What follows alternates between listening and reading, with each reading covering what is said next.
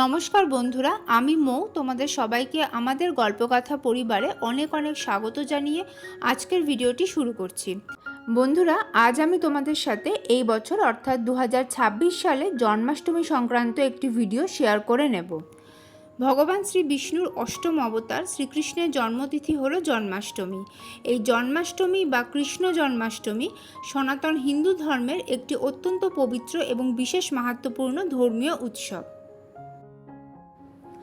এই বছরের জন্মাষ্টমী কবে পড়েছে, অষ্টমী তিথির সময়কাল, রোহিণী নক্ষত্রের সময়কাল, জন্মাষ্টমী পালনের নিয়ম, উপোসের নিয়ম, জন্মাষ্টমী পালন করলে কি কি খাওয়া যায় এবং কি কি খাওয়া নিষেধ, এই সব কিছু আজকের ভিডিওতে আমি শেয়ার করে নেব।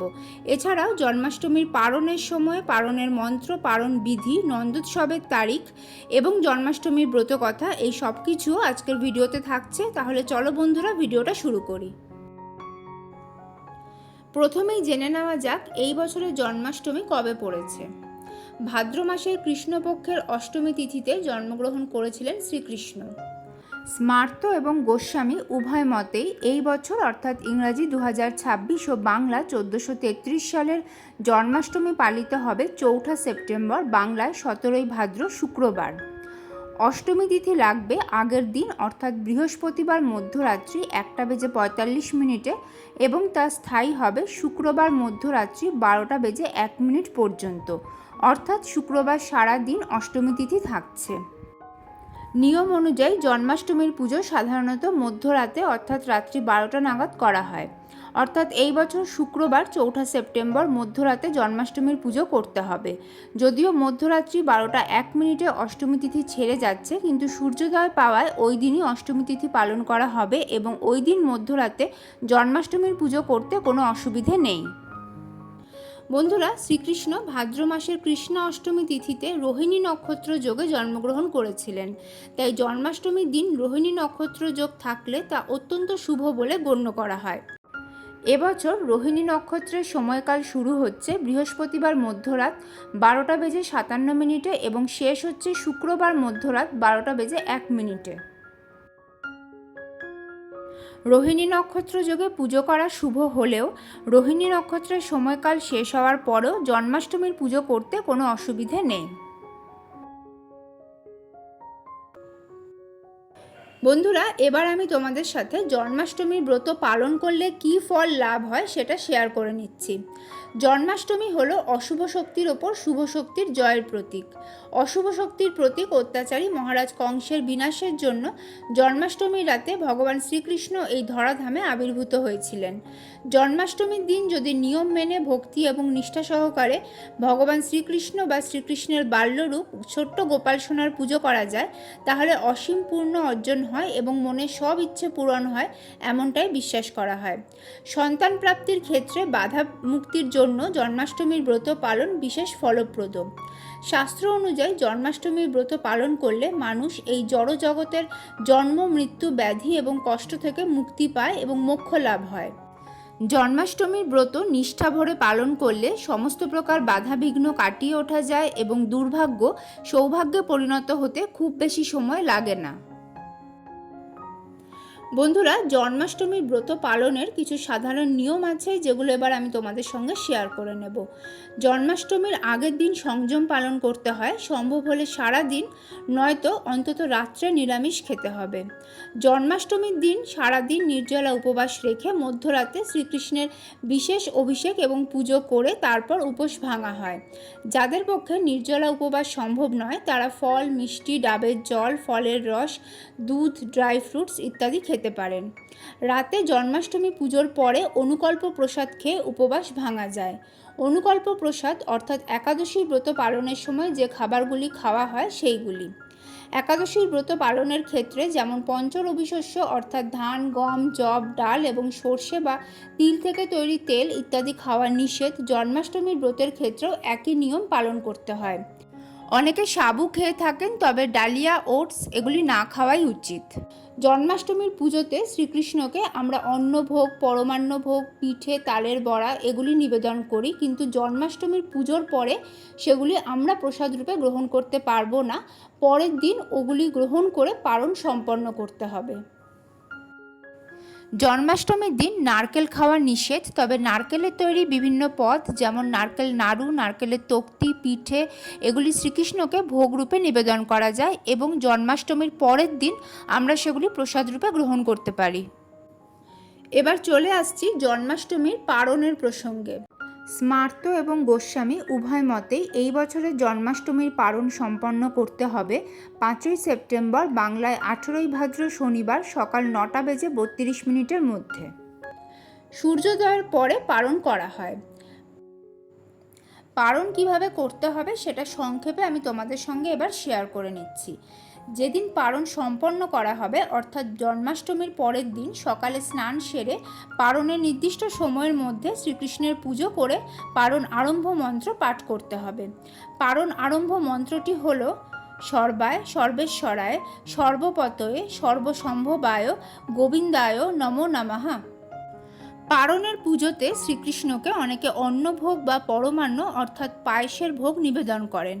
আবার অনেকে পঞ্চরবিশস্য, যেগুলি জন্মাষ্টমীর দিন ব্রতীর খাওয়া নিষেধ, সেগুলি দিয়ে বানানো কোনো খাবার যেমন দই চিড়া, দই খই, লুচি সুজি ইত্যাদি ভোগ নিবেদন করেন। পারণের পুজো শেষ করে শ্রীকৃষ্ণকে নিবেদন করা ওই ভোগ প্রসাদ রূপে গ্রহণ করে উপবাস পূর্ণরূপে সমাপ্ত করা হয় এবং পারণান্ত মন্ত্র পাঠ করা হয়। পারণান্ত মন্ত্রটি হল ভূতায় ভূতেশ্বরায় ভূতপতয়ে ভূতসম্ভবায় গোবিন্দায় নমো নমঃ। অনেকে জন্মাষ্টমীর পুজোতে শ্রীকৃষ্ণকে যে অন্নভোগ, পরমান্ন বা তালের বড়া, পিঠে অর্থাৎ পঞ্চরবিশস্যের মধ্যে যে কোনো একটি বা দুটি দিয়ে বানানো ভোগ নিবেদন করেন, পারণের পুজোর পরে সেটি প্রসাদরূপে গ্রহণ করে উপবাস সমাপ্ত করেন। জন্মাষ্টমীর পরের দিন নন্দোৎসব পালন করা হয়। নন্দোৎসব অর্থাৎ শ্রীকৃষ্ণের জন্মের পরের দিন শ্রীকৃষ্ণের পালক পিতা নন্দ মহারাজ নিজ গৃহে সন্তান আগমনের আনন্দে সমস্ত গোকুলবাসীদের নিয়ে উৎসবে মেতে উঠেছিলেন এবং তাদের জন্য মিষ্টি এবং বিভিন্ন রকমের ব্যঞ্জন সহযোগে ভুরিভোজের আয়োজন করেছিলেন। ভারতবর্ষের বিভিন্ন স্থানে বিশেষ করে মথুরা এবং বৃন্দাবনে বিশেষ জাঁকজমক সহযোগে নন্দোৎসব পালন করা হয়। স্মার্ত ও গোস্বামী উভয় মতেই এবছরের নন্দোৎসব পালন করা হবে 5ই সেপ্টেম্বর বাংলায় 18ই ভাদ্র শনিবার। পারণ সম্পন্ন করার পরে নন্দোৎসব পালন করতে হয়।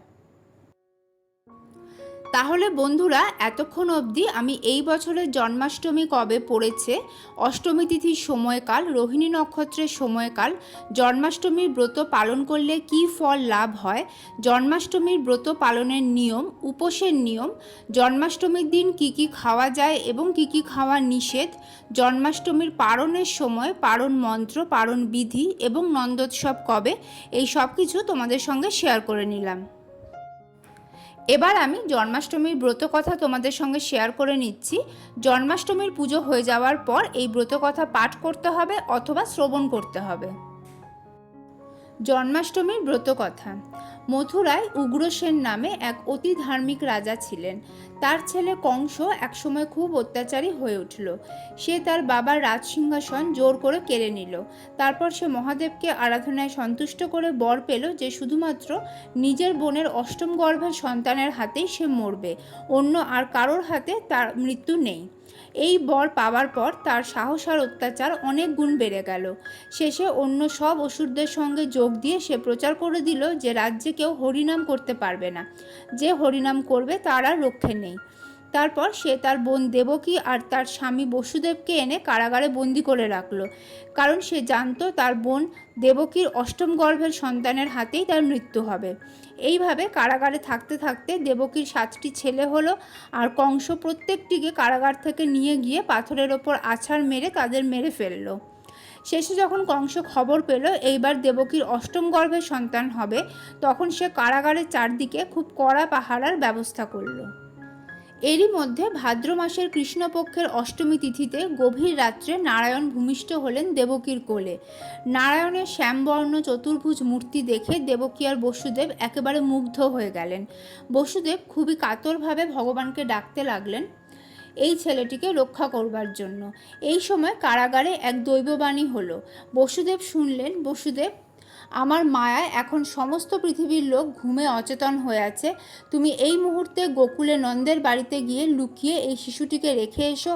আর নন্দের স্ত্রী যশোমতীর এই ক্ষণে একটি মেয়ে হয়েছে, তাকে নিয়ে এসে দেবকীর কোলে শুইয়ে দাও। ঘুমে আচ্ছন্ন পৃথিবীর কেউ কিছুই জানতে পারবে না। দৈববাণী শোনার পর বসুদেব আর দেরি না করে কৃষ্ণকে কোলে করে নন্দের বাড়ি যাওয়ার জন্য বেরিয়ে পড়লেন। প্রহরীরা সকলেই তখন ঘুমে অচেতন, কেউ কিছুই জানতে পারল না। বসুদেব গিয়ে পৌঁছলেন যমুনার তীরে। এই সময় ভীষণ ঝড় জল হচ্ছিল, যমুনার জলও দুকুল ছাপিয়ে উঠেছিল আর ভয়ানক বিদ্যুৎ চমকাচ্ছিল। এই দুর্যোগ দেখে বসুদেবের মনে ভীষণ ভয় হলো। এই অবস্থায় যমুনা পার হওয়া অসম্ভব দেখে তিনি খুবই চিন্তিত হয়ে পড়লেন। কিন্তু নারায়ণ তার মায়া ছড়িয়ে দিয়েছিলেন চারিদিকে। এই সময় বসুদেবের চোখে পড়ল যে যমুনার জল হঠাৎ কমে গিয়ে হাঁটু সমান হয়ে গেছে আর একটা শিয়াল অনায়াসে যমুনা পার হয়ে যাচ্ছে। বসুদেবও তখনই চললেন শিয়ালটার পিছনে পিছনে। বসুদেব ও তার সন্তানকে ভীষণ বৃষ্টি থেকে বাঁচাবার জন্য নাগরাজ তার বিশাল ফনা বিস্তার করে ধরলেন তাদের মাথার ওপরে। এইভাবে অল্প সময়ের মধ্যে বসুদেব কৃষ্ণকে যশোমতীর কোলের কাছে রেখে মেয়েটিকে নিয়ে আবার কারাগারে ফিরে এলেন ও মেয়েটিকে অর্থাৎ দেবী যোগমায়াকে দেবকীর কোলে রেখে দিলেন। সকাল হতেই কংস খবর পেল যে দেবকীর অষ্টম গর্ভের সন্তান একটি মেয়ে হয়েছে। কংস তখনই দেবকীর কোল থেকে জোর করে মেয়েটিকে কেড়ে নিল। মেয়ে বলে তাকে ছেড়ে দেবার জন্য দেবকী অনেক অনুনয় বিনয় করল, কিন্তু কংস কোনো কথাই শুনল না। সে যেমনি মেয়েটিকে পাথরের ওপর আছাড় মারতে গেল, সেই মুহূর্তেই তার হাত থেকে মেয়েটি শূন্যে উঠে গিয়ে যোগমায়া মূর্তি ধারণ করে শূন্যে মিলিয়ে গেলেন। যাবার সময় তিনি কংসকে বলে গেলেন, তোমারে বধিবে যে গোকুলে বাড়িছে সে। তারপর সময় পূর্ণ হতে কংস শ্রীকৃষ্ণের হাতেই বধ হয়েছিল। এই পুণ্যময় ব্রত কথা যে ভাদ্র মাসের কৃষ্ণ অষ্টমীর দিন উপোস করে মন দিয়ে শোনে, তার 7 জন্মের পাপ নাশ হয়, অন্তিমকালে তার বৈকুণ্ঠ লাভ হয়ে থাকে। ব্রতের ফল। জন্মাষ্টমীর ব্রত স্ত্রী ও পুরুষ উভয়ই পালনের অধিকারী। এই দিন শ্রীকৃষ্ণ জন্মগ্রহণ করেছিলেন বলে দিনটি খুবই শুভ। এই ব্রত পালন করলে সমস্ত পাপ ও অকল্যাণ দূর হয়। তোমাদের সুবিধার্থে আমি জন্মাষ্টমীর ব্রত কথার ছবি তুলে দিলাম।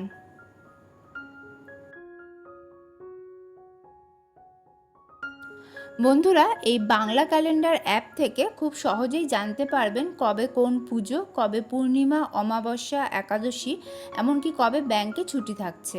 আমি নিজেও ব্যক্তিগতভাবে এই অ্যাপটা ব্যবহার করি, আর সত্যি বলতে এটা খুব কাজে লাগে। আপনারাও একবার ট্রাই করে দেখুন, ডেসক্রিপশন বক্সে লিঙ্কটা দিয়ে দিচ্ছি। তাহলে বন্ধুরা, এই ছিল আজকের ভিডিও। আশা করি ভিডিওটা তোমাদের কাজে লাগবে। কেমন লাগলো তোমাদের আজকের ভিডিও আমাকে কমেন্ট করে অবশ্যই জানিও। ভালো লাগলে লাইক এবং শেয়ার করে দিও। আর তোমরা যদি প্রথমবার এই চ্যানেলের ভিডিও দেখে থাকো তাহলে প্লিজ চ্যানেলটা সাবস্ক্রাইব করে নিও। আর সেই সঙ্গে পাশে থাকা বেল আইকনটা ট্যাপ করতেও ভুলো না, যাতে আমাদের চ্যানেল থেকে শেয়ার করা সব ভিডিও নোটিফিকেশন তোমাদের ফোনে সঠিক সময় পৌঁছে যায়। আজকের ভিডিও এই পর্যন্তই বন্ধুরা। নতুন ভিডিও নিয়ে ফিরে আসবো খুব তাড়াতাড়ি। ঈশ্বরের কৃপায় তোমরা সকলে ভালো থেকো, সুস্থ থেকো। জয় রাধা গোবিন্দের জয়।